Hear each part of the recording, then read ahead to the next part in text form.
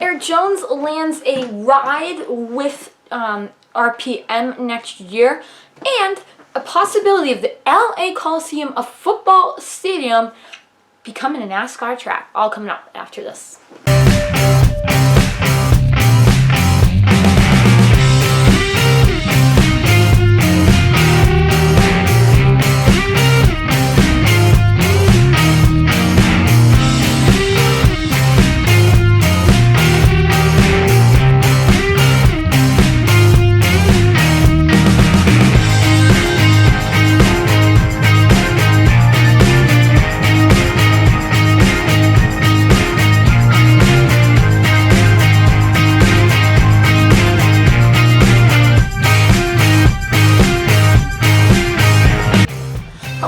Welcome back to another video. My name is Cameron Simpson. Happy Wednesday, and we're going to talk about some NASCAR news today. So let's not skip a beat. If you're new to this channel, subscribe and turn on those post notifications so you know when a new video comes up. Right here, I'm going to card the newest national sports podcast. We talk about a ton of stuff, including Bassett getting hit with a line drive to the face, the Red Sox, the Yankees. The Red Sox getting swept. We recorded this at that time. We'll take a look at the playoffs in the Major League Baseball as well. Let's talk a little bit of Mac Jones, Cam Newton debate in that podcast. So if you have not seen that podcast yet, make sure to go check it out. I'll card it right up here so you guys can go see that. But let's get into today's video. Let's start with a little bit of a quick tidbit. I forgot to put this in my Road to the Playoffs video from Monday, but I will put it right here. The official announcement has came out. It is official, ladies and gentlemen. Kevin Harvick is in the 2021 playoffs. That means only one spot remains at Daytona. Only one person will be able to either point their way in. It looks like there's an opportunity, but mainly it's going to be who can win the race, who can prove that they are the best and win this race at Daytona. It's going to be such a good one. There's so much up in the air, and I can't wait till we come on here next week. Next week is going to be all NASCAR content, and so we're going to be getting you all ready for the playoffs, all NASCAR content next week. So stay tuned for that because we have a lot going on in this channel, and we're going to start it up with the playoffs coming up. So we have all NASCAR content next week. But let's get into a little more news. Today, Subway is replacing Jimmy John's.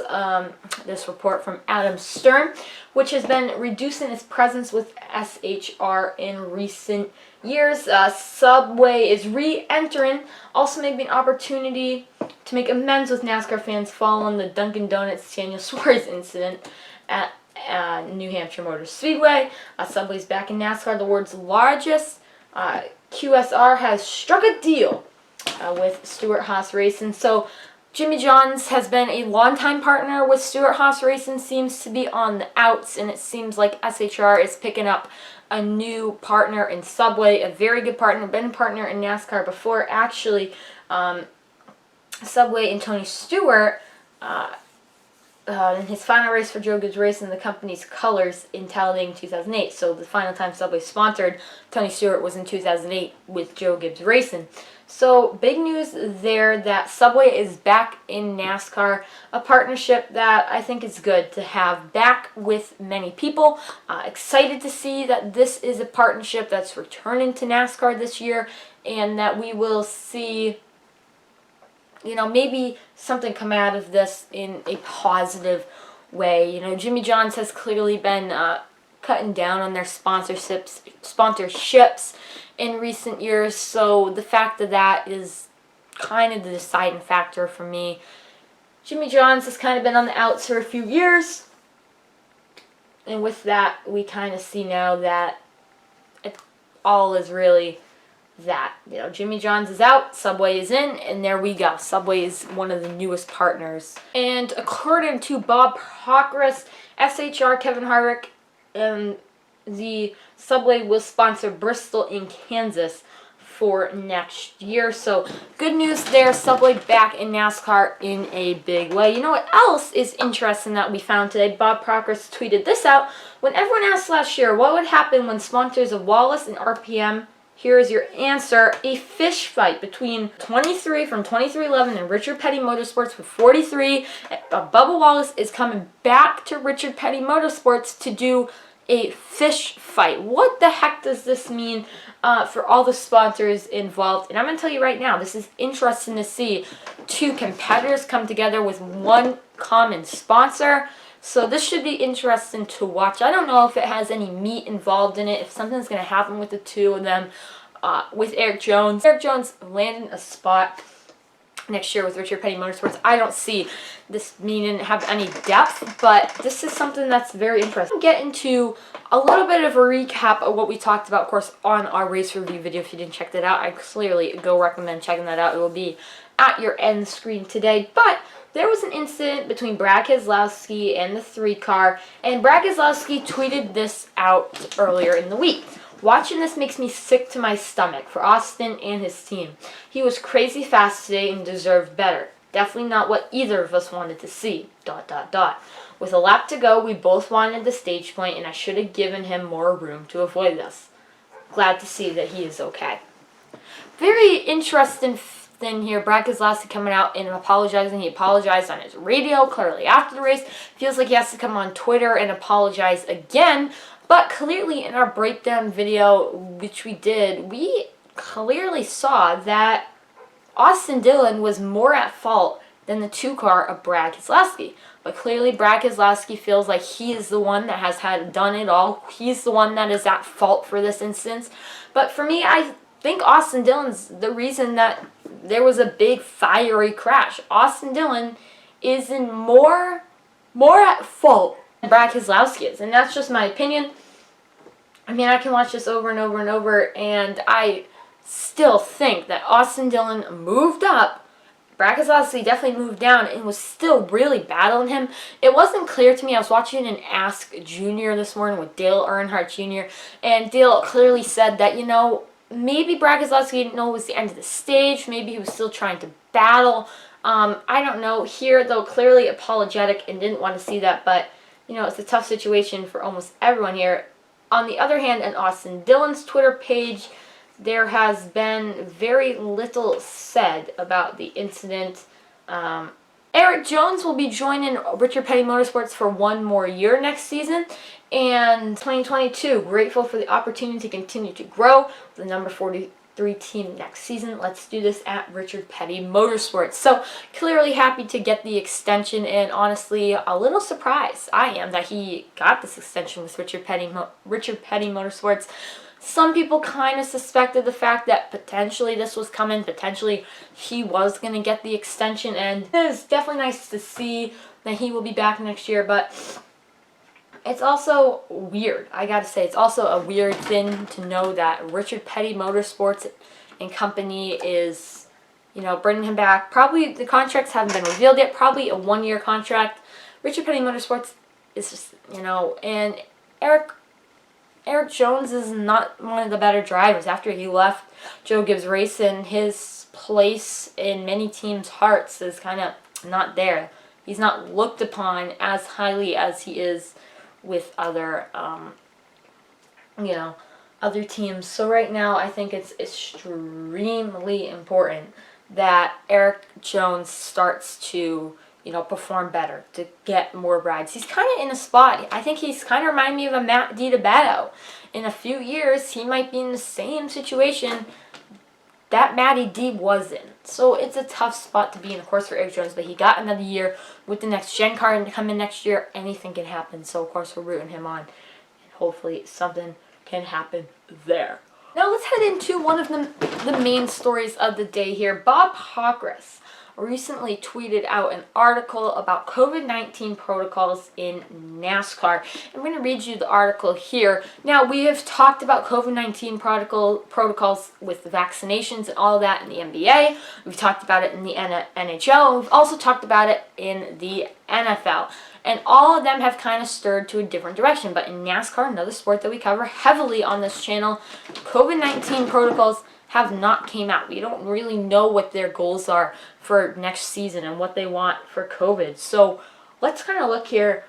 And this is what it says. It starts with this.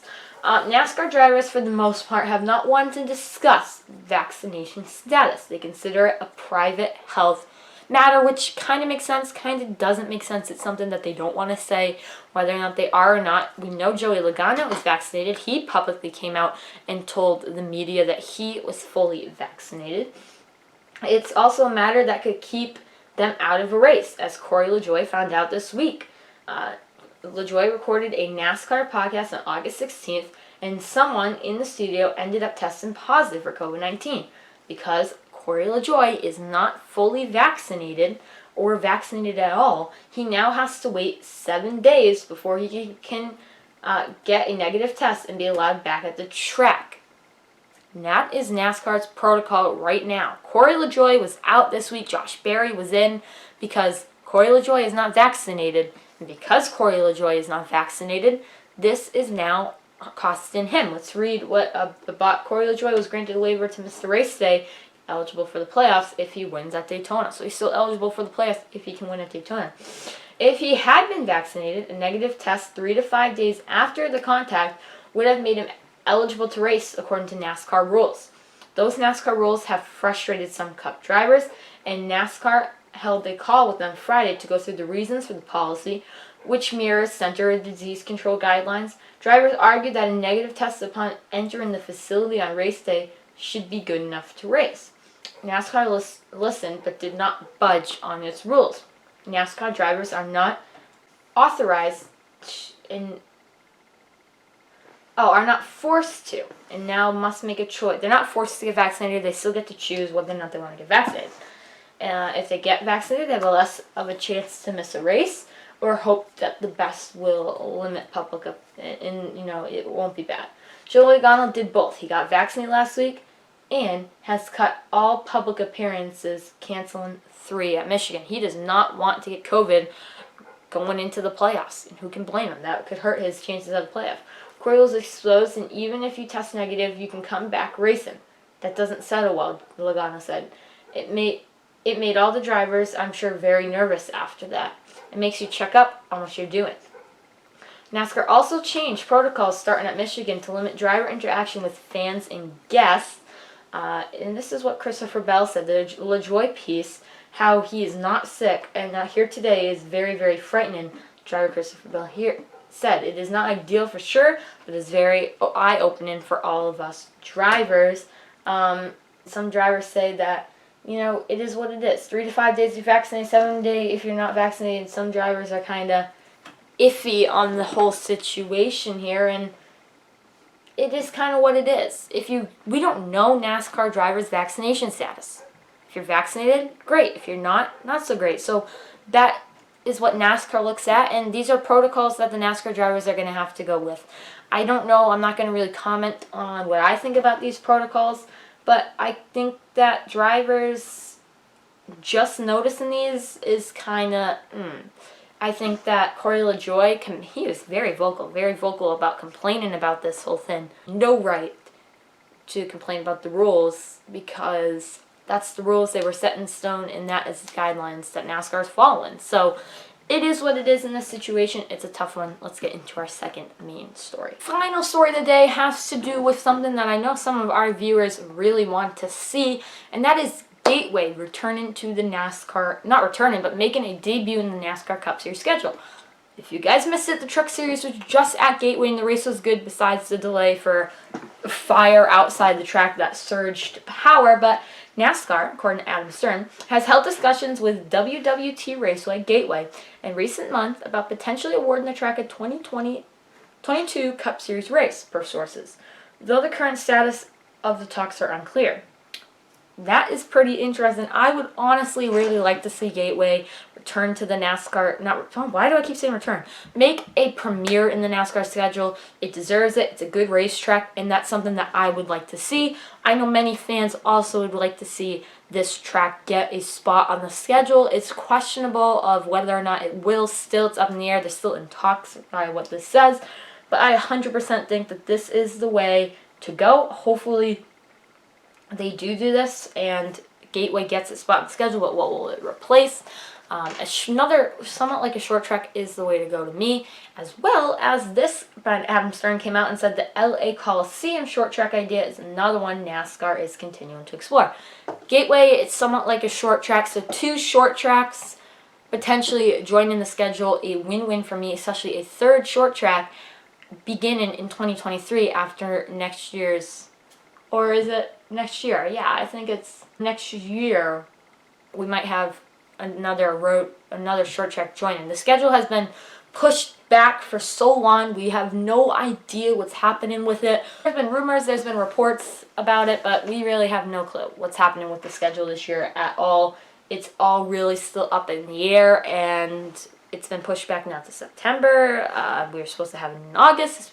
Another year where the schedule keeps getting pushed back and pushed back and pushed back, which makes me think here that they're now still in discussions with, Gateway, and now the LA Coliseum. Racing in a football stadium, if NASCAR can pull it off, it's a good idea. I think it's a lot of work for NASCAR. It's a lot of money to be spent.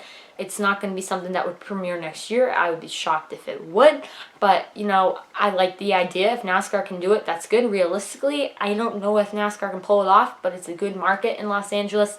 It's something that NASCAR should definitely consider. For Gateway, I think it's already a good market. It's already a state that needs some more racing in it. And I'm 100% in. Let's get a NASCAR track in Gateway. Let's get NASCAR Cup Series in Gateway. Let's do it. Why have we not done it yet? I'm in. I want this to happen. Why is it not happening yet? I don't know. But I think there's a very good possibility. So for all of you that want Gateway on the schedule next year, drop it down in the comments section. I would love to hear you guys' opinions on this story. Whether or not NASCAR will go to Gateway, I really hope it does. But whether or not NASCAR will head to the LA Coliseum, that one kind of seems more of a possibility that's not locked in. The Gateway sounds very, very good right now. So we'll see all about that. Thank you guys so much for watching, and comment down below about this video. And until Friday, I'll see you guys next time. Next week, getting ready for the playoffs with all NASCAR content. So I'll see you guys then. Peace out.